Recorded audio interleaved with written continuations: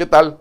¿Cómo está usted? Espero que sea una semana de éxitos y sobre todo de salud, porque en el tema de salud, vaya que estamos viendo cosas que normalmente considerábamos que ya estaban subsanadas, que ya estaban corregidas, que no nos íbamos a volver a encontrar. Y platicaba yo con Javier Apodaca, aquí que usted sabe que don Javier es la ley del revólver en ese tipo de cosas, del paludismo. Y acabo de leer hace unos días que se presentó un caso de paludismo. Y no sé si usted se acordará, pero creo que en los años 60, 70 hubo una brigada que a la que le destinaron todos los recursos del Estado para acabar con el paludismo. Y acabamos con el paludismo. Hoy, sarampión, viruela, tosferina, tétanos, todas las que ya habíamos terminado y extinguido en buena medida, o controlado, para decirlo con propiedad, con anterioridad, hoy vuelven a aparecer, vuelven a surgir.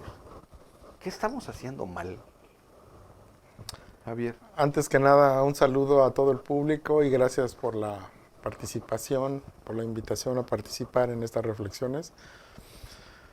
¿Qué estamos haciendo mal? Es una pregunta complicada y difícil de responder. Lo que es cierto es que hay muchas enfermedades producidas por agentes infecciosos que desde hace mucho tiempo habíamos controlado, ¿no? Entre ellos paludismo, sarampión, tosferina, etc. Y curiosamente, la mano que mueve la cuna detrás de todo esto se llaman vacunas, ¿no? La gran mayoría de nosotros estamos vivos porque tuvimos unos padres responsables que nos supieron nutrir, que tomaron la decisión de vacunarnos. Sí, sí. Y medianamente nosotros estamos... Bueno, salías vacunado de lo básico. Y no había manera de que alguien dijera no. Papás, hijos, primos, sobrinos. Tu cartilla de vacunación te entregaban cuando salías del hospital. Ahora hay gente que se atreve a decir que las vacunas, que te meten un chip y una antena y que te controlan remotamente, eso al día de hoy no se ha demostrado en ninguna sociedad. Lo que sí es una realidad es que no conocemos al 100% la composición de cada ser humano, ¿no? Hay una gran diversidad en términos de seres humanos y hay una mezcla heterogénea de un montón de razas, ¿no? Sí, claro. Amarillos con negros, con sajones, con blancos, con mestizos, con morenos. Hay toda un mosaico y todo ese mosaico adquiere o posee características fisiológicas específicas de esa combinación genética, ¿no? Y a toda esta diversidad, pues tiene forzosamente que conllevar algunas condiciones de resistencia o de sobrevivencia más que con otros, ¿no? De tal forma que cuando hablamos del tema particular de vacunas, estamos tratando de fabricar una vacuna que nos funcione de una manera correcta y perfecta a todo este gran mosaico del que estamos hablando, ¿no? Es una solución en mano que, viéndolo fríamente, es imposible de realizar. Claro. ¿Por qué? Porque a los que nos va a hacer bien, a lo mejor va a haber algunos que les va a hacer mal, va a haber algunos que ni siquiera les provoque reacción ni positiva ni negativa. Y en fin, existen todas las posibilidades dentro de ese mosaico de biodiversidad. ¿Y en qué mejor momento para que te inoculen vacunas que cuando eres un bebé? Que estás construyendo tu sistema inmunológico, que estás desarrollándote en tus capacidades, que tu organismo todavía tiene muchas partes en construcción y que al inocularte las vacunas, pues hacen no solamente que te protejas, sino que van construyendo un entramado mucho más fuerte, más sólido, para evitar que la vulnerabilidad que tenemos como seres humanos, ¿no? O sea, Ahí al principio comentabas tú qué estamos haciendo mal y yo respondí diciendo que es algo sumamente complejo. La mejor edad para poner vacunas pareciera ser que es durante la infancia, Ujú. pero también pareciera que durante la infancia es la inmadurez mayor que presenta el ser humano en términos de inmunología. Sí, claro. ¿Qué quiere decir eso? Ujú. Que al menos cosas que no estén 100% probadas con miles de casos, que funcionen siempre de la misma forma, es como podemos administrarla a niños. Claro, por supuesto. En el caso de vacunas y tratamientos experimentales, los niños son el grupo menos privilegiado, ¿no? Que por eso no se privilegió en En el primera caso de instancia del COVID, COVID, ¿no? no, porque era una vacuna, sigue siendo experimental. Pfizer, que son los más adelantados, y Moderna en términos de estudios clínicos, Ujú. al día de hoy no tienen resultados contundentes para la aplicación en apertura de sus vacunas, ¿no? Sigue siendo una aplicación de emergencia y tratamientos de emergencia. Nadie ha logrado pasar al 100% los estudios clínicos como los manda la ley internacional, ¿no? Y entonces, pues Sí, seguimos. pero ya ganaron el premio Nobel estos señores Sí, de sí, sin duda, pero una cosa es que yo haga una mezcla, y es un ejemplo con fines demostrativos, yo haga una mezcla como le hacen los niños en la máquina de refrescos, que mezcle Un sabor con refresco de otro. cola y de todos los sabores, y luego la agite y todo, y te la den a probar, y yo hago un cóctel de ese tipo. Claro, Que le guste o no a las gentes, Eso eso es es otra cosa, y es justamente en el tema en el que estamos parados ahorita. ok. Tecnológicamente la posibilidad existe, hay que ver a quién le va bien, a quién le va mal, y es justamente en el tema en el que estamos parados ahorita. Es importante mencionar que cuando se diseña un nuevo fármaco, hablemos de medicamento, de vacuna, de tratamiento, de lo que sea, dentro del diseño yo quiero una molécula que tenga cierto peso molecular, con cierta carga, con cierta forma. En el diseño Ujú.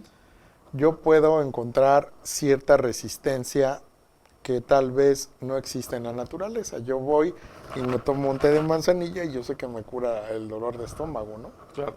¿Quién sabe qué hay dentro del té de manzanilla que nos provoca ese bienestar? O un té de tila para que te relajes. O yo estoy tratando de desarrollar algo sintético que debe de cumplir ciertas características. En este inter,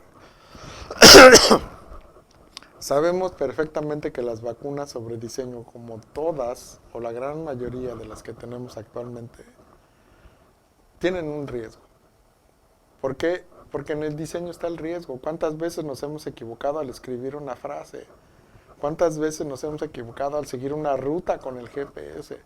El factor humano intrínsecamente tiene un sesgo de error. Sí, sí, sí. Y ese error hay que considerarlo. Si yo estoy diseñando una vacuna, por más esfuerzo que haga de que sea perfecta, siempre va a haber un porcentaje de error. Claro. Y ese porcentaje de error va entre el 1, 3, hasta el 5%, y es aceptado internacionalmente. De tal forma que si desgraciadamente tú caes dentro de ese porcentaje de error al aplicar una vacuna o un medicamento, pues es probable que los resultados no sean los que estamos esperando. Claro. Pero está contemplado desde el inicio. Sí, sí, sí, sí. Es algo que asumes tú como un riesgo controlado. Es un riesgo controlado, de hecho, ¿no? Sí, claro. Independientemente de quién sea el fabricante, cuál sea la población objetivo, siempre va a haber un porcentaje de error. De lo que se trata es de minimizarlo. Y fíjate que, por ejemplo, yo el otro día, viendo la tele, el fútbol americano, por comentarte un tema, y en la televisión empiezan a aparecer una serie de medicamentos.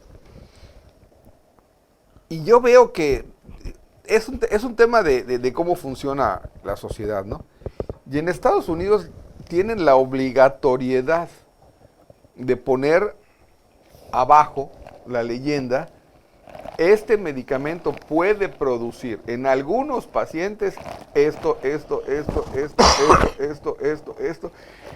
Y ves que la lista es interminable prácticamente de las contraindicaciones para determinado tipo de pacientes. Y la primera cosa que vino a la mente fue pensar, oiga, pues ese medicamento me va a resolver esto, pero me va ¿cómo se llama? A alterar muchas otras cosas, que normalmente ese es El efecto secundario. se el le efecto llama. secundario. Pero hay la obligación de decirlo. No, México es uno de los países con la legislación más estricta en ese sentido. Lo que pasa es que nunca tenemos la precaución de revisar las letras pequeñas, ¿no? Claro. De ahí, ahí es donde creo que estamos haciendo las cosas un poco mal.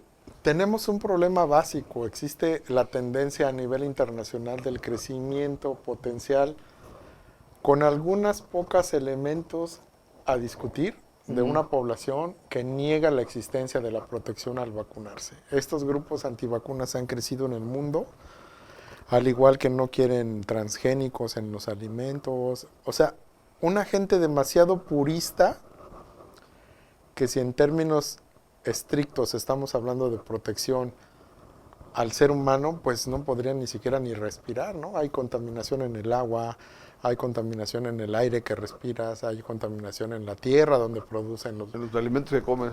¿Por qué? Pues porque los humanos somos Sí. humanos, ¿no? Y es que hay una filosofía que dice, la inteligencia que crea el cuerpo es la inteligencia que lo cura. Sí, claro. Hay una, en época de pandemia, recuerdo muchísimo estar sentado, me parece que en el banco, y escuchar a un par de personas hablar al respecto de las vacunas de COVID, ¿no? Y una le decía a otra, no, yo tengo un conocido en el Seguro Social que dice que no te pongas ni por error la vacuna, ¿no? ¿Por qué? Cuestionaba la otra y decía, porque dicen que te van a meter un chip y que con el líquido de las rodillas y que eso te va a volver autómata y que no sé qué. Y yo entre mí me reía. Nanopartículas. Nanopartículas. Hasta que la otra dijo, ¿y cuál es tu fuente? ¿Quién te dijo eso? Ah, mi amigo que trabaja en el almacén. Se enteró. Entonces un amigo que trabaja en el almacén se enteró de algo que no es cierto y pone en tela de juicios el premio Nobel que ganan las personas después de dedicarle toda su vida al estudio de algo. A ese nivel estamos. A ese nivel estamos. Pues es que este país toma... Es que no es este país, es el mundo en general. No, yo lo entiendo, pero es que estamos viendo las cosas que pasan, que suceden, que se repiten, que hay un efecto, que tiene una consecuencia y todo lo demás, y te dicen, no, pero yo sigo sin creer en eso. Si no se trata de que creas o no creas. Ahora, de lo que se trata... No es un acto de fe. No es un acto de fe, exactamente. Hay estudios sólidos, ¿no? Que lo fundamentan, que lo soportan. Pero no nos quedemos ahí. Demos un paso adelante partiendo de que todo el mundo tiene, sin entrar en especulaciones ideológicas, teóricas, legales, todo el mundo tiene una parte de verdad dentro de lo que dice, ¿no? Y así como tal, lo asumimos. ¿Y te parece que lo veamos Claro. regresando del corte? Claro que sí.